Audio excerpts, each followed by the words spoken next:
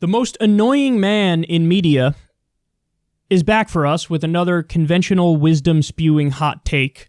So here's Chris Cillizza of CNN, and he's going to talk about why Biden picking Kamala was actually brilliant.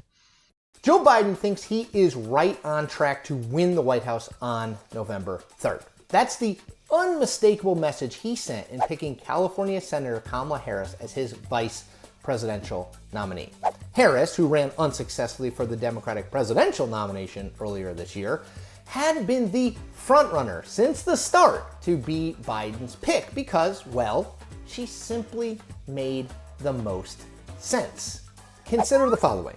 She's been vetted on the national stage due to her own 2020 bid. She has experience in government as both the Attorney General of California and as a U.S. Senator since 2017. At 55 years old, Harris represents a younger generation of Democratic leaders, something that Biden, who will be 78 by Inauguration Day 2021, said was a major factor in his choice. Harris is a historic pick as the first Black and South Asian American woman to appear on a major party's national ticket. Harris is from California, a massive treasure trove of both Democratic votes and Democratic donors. And last but not least, Harris emerged as an outspoken voice on race and the need for police reform following the killing of George Floyd in May and the subsequent protests it sparked around the country. When you look at all that, there's just no one else on Biden's VP shortlist that checked so many boxes. What's truly telling to me is that Biden and his campaign team did not feel the need to reach for a less predictable pick. They knew that while picking Harris would draw considerable attention, it would also be the thing most people expected them to do. And despite the historic nature of putting Harris on the ticket, Biden and his advisors knew that selecting Harris might be described by some as, well, a little bit unsurprising. But one man's unsurprising is another man's safe. And that's exactly what Harris is, and what Biden believes he needs. See, if you are Joe Biden, making your third run for president and ahead in virtually every swing state and nationally over President Donald Trump, every day between now and Election Day, you want to do nothing that threatens to change the underlying dynamics of the race. And those underlying dynamics are that this election is a referendum on Trump's first term, and more specifically, the deeply haphazard and erratic way in which he has handled the coronavirus pandemic in the country. Under that theory of the case, Biden needs to spend most of his time convincing voters that Trump deserves to be fired, and a relatively small amount of time making sure they believe he could do the job in the incumbent's place. What all that means is that Biden wants the race to be about him as little as humanly possible. He does not want to turn this into 2016 all over again, in which Hillary Clinton was forced by Trump to play defense over her time and emails she sent at the State Department. He doesn't want the race to turn into a war of words or a battle to see who can sink lower in terms of personal attacks. Breaking news, it's Trump. And so, in making the most important decision of his campaign and of his political life, Biden abided by that approach. He wanted, above all, to do no harm. This guy is such a joke.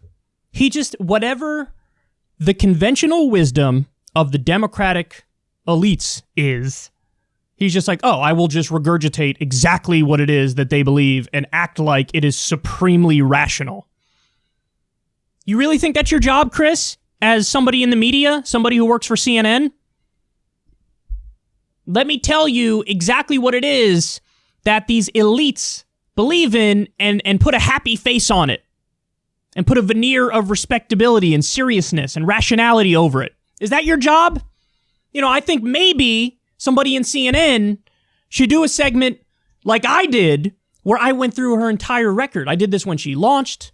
I did this in the segment where we discussed when she was actually picked. Like, hey, here's what she's actually for. Here's what she's actually done. Here's where she is ideologically. He doesn't really get into that now, does he? What does he do? Let's run through it. Let's from the top. I love how he cites as a reason why she was picked, as if this makes sense. He goes, well, she's been vetted. She's been vetted. She ran for president. And she got like 3%. Did she win any delegates? Any. So she came in with all the media hype in the world, acting like she's a super serious candidate who's going to obviously do well, and probably we don't even need the election. She's probably going to be the one who wins. She comes in with every advantage in the world, and then she craters. By the way, you want to know why she did? Because she started out pretending like, oh no, totally, I represent more the left flank of the party like Bernie. I'm like Bernie. I signed on to his Medicare for All. I'm totally like him, except I'm younger and I'm a black woman. So obviously, if you want the left-wing policies, you might as well take it with the extra benefits of checking the identity boxes. And then what happened? Second, there was even a minimal amount of pressure from the media and other Democratic candidates. She folded and ran away from every single left-wing idea. And then her campaign became what? It became about Donald Trump does a lot of mean tweets, and Donald Trump says things that violate the terms of service of Twitter, so I think he should be banned. That's what her campaign became. So, shocker, she went from a top-tier candidate, as she famously told us, to being a total non-issue even before Iowa. And now Chris Cillizza goes out there and says, well, she's been vetted because she ran for president, and she was wildly unpopular. So how is that an argument in favor of her? These people are unbelievable. He says, oh, she has experience. She has experience as an attorney general trying to lock up parents for truancy if their kids miss school. She has a record of locking people up for nonviolent drug offenses. She has a record of hiding evidence to keep somebody locked up when it was proven that he was actually innocent. She has a record of fighting to keep people locked up in order to continue what is effectively slave labor in California, where they take prisoners and make them fight fires for like $1 an hour. She has a record of letting Wall Street criminals like Steve Mnuchin go when he was committing fraud and foreclosing on people early when he was the head of One West Bank in California. And her own office said, you better prosecute him. And she said, I don't think so. And it turns out, of course, she's taken money from him for her campaigns. That's what she has a record of doing. Do you want to bring up any of that, Chris? Any of that? Any of the actual policies? No, of course not. Of course not. Why would he do such a thing? Policy! I just do banal, stale Democratic Party talking points and act like they're supremely rational. He argues one of the reasons he gives for why she's a good pick is, oh, she's young. Okay, Chris, again, try to stick with me here, buddy. Policy has to come first. Listen, if you want to care about all that other stuff, that's fine. You know, different people care different degrees about, race, gender, age, so on and so forth. I'm not knocking you if you factor that in somewhere on the list, okay? But if you put it above policy, you're a rube. And you've been duped. And you're a sucker. And you're an identitarian who you could have your own values weaponized against you in the most cynical of ways. And that's what's happening. That's exactly what he's saying. She's young. I don't care that she's young if she was locking up young people for marijuana and laughing at the idea of legal marijuana as late as 2014. God, terrible. Then he goes on to say, well, she's black and she's South Asian. So again, identity box, check. Somehow this is overriding policy. She's from California. He cites the fact that she's from California as a positive. So a state that Biden is guaranteed to win in a landslide, somehow, a senator from that state being on the ticket is a good thing? No. The only logic that would make sense is if you had somebody from a swing state that's up in the air. Because then that might actually put Biden over the edge in said swing state. He's not even trying, man. Chris is not even trying. And then he dares to say, well, she came out for police reform after George Floyd was killed. There's not even a hint of like, hey, man, listen, her record before, she was a hardcore law and order, almost right-winger on criminal justice issues.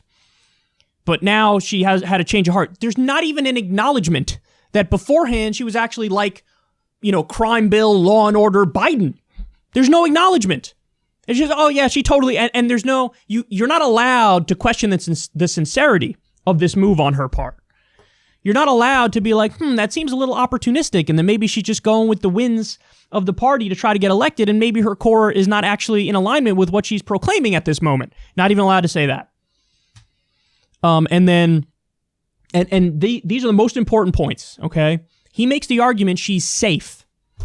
But Chris, you can't just say that and assert it as if it's true and that's the end of the conversation. You'd have to actually make an argument to come to the conclusion that she's safe, and he doesn't make that argument. He just asserts she's safe. So you know what he's doing? Again, this is conventional wisdom bubble spewing. It's just, I was told she's safe. Democratic elites think she's safe. People in the media say she's safe. So she's safe. I'm going to say she's safe. You know who else they said was safe? Tim Kaine. Tim Kaine in the membrane. Kill me. Tim Kaine, the most vanilla, boring corporate Democrat white dude, they thought that was a genius pick in 2016. Why? Because he's safe. He's the one that everybody expects us to pick. Hillary's a woman. You don't want to scare people with like 2 women or anything crazy like that. You don't want to alienate the moderates and the Republicans who might vote for you by picking a lefty. You can't do that. So let's go with the safe option of Tim Kaine, who nobody likes. And that's exactly what this Kamala thing is. Let's go with Kamala Harris, who just got her clock cleaned in the race. I'm not sure she won a single delegate. Let's go with Kamala Harris, who the right despises and the left despises.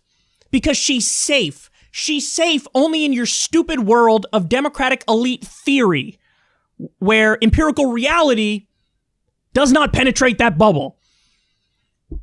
And then finally, he makes the argument, like, what Biden wants to do is not really take any risks from here on out and just keep focusing on how Trump is bad. That's literally exactly what Hillary Clinton did.